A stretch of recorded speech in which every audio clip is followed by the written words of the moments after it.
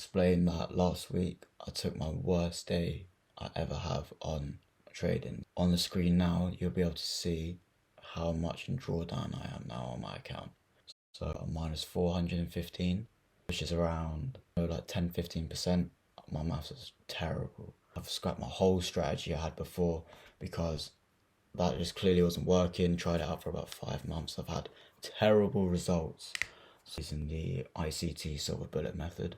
Now a lot of people have their own spin-offs to the silver bullet, and what I'm trying to do is I'm just trying to keep it simple. By next month or the month after, hopefully sometime soon, I'm going to try for a funded challenge. It's 3-4 a.m. New York time, which is 8-9 o'clock London time.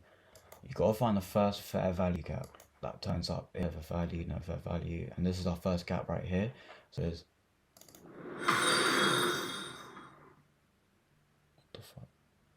want to fill this gap in like so, and basically you wait for price to pull back to this area for price action to balance this level. Price would have gone up, not hit my stop loss, and gone down, but you get the whole idea. In the time of the trade, I would have known what was going on. Do you know what I mean?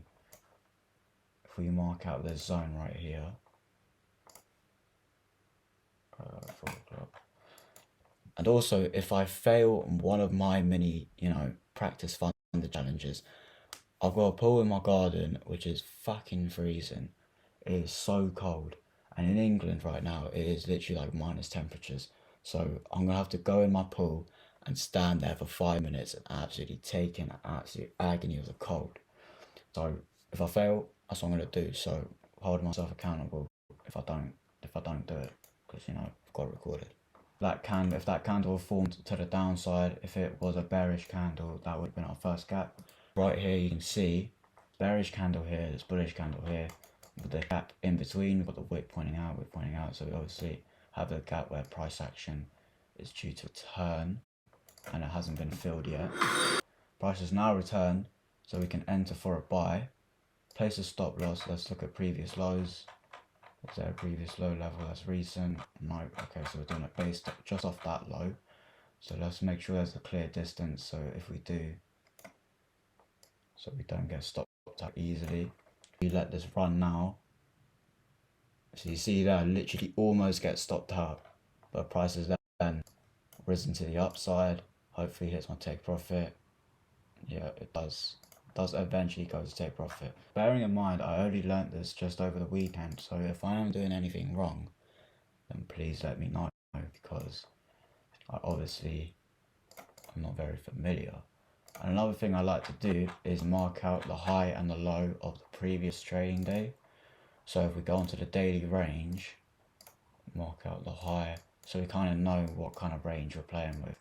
Okay, now that wick is long. So we go there, 5 minute, reset the chart. And so we go down, to here, look for the first fair value gap. There is already our first gap. Mark this in right here. There we go. Just put it down to there. Now waiting for that pullback. Obviously if price doesn't end up pulling back, then we'll just leave it, but eventually it does.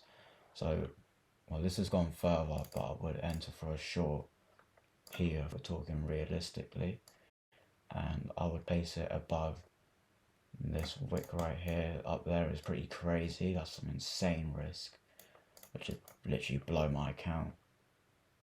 So now we've got to make this on 1 to 2. So place that right there. Now this candle is huge, so it is likely I will get stopped out. Yeah, shit. Let's see where this goes. This does actually go and hit my take. You see what I mean? It's like you don't want to risk too much, but then again, like, just look at that candle. That candle would have stopped me out. Obviously I wouldn't know at the time, and then goes down and hits my take profit. So it definitely shows this strategy does work, but it's just an element of, is it going to go dead straight to your take profit, or are you going to get wicked out and then it's going to go? So gotta really think of that. So I'm going to end the video right there. I don't know why I've just got so many Twitch followers. I'm really confused. But I hope you guys have enjoyed, and I will start uploading now my results of my practice demo accounts, and then hopefully we get some consistent results with this strategy, and by next month we can start my first funded challenge.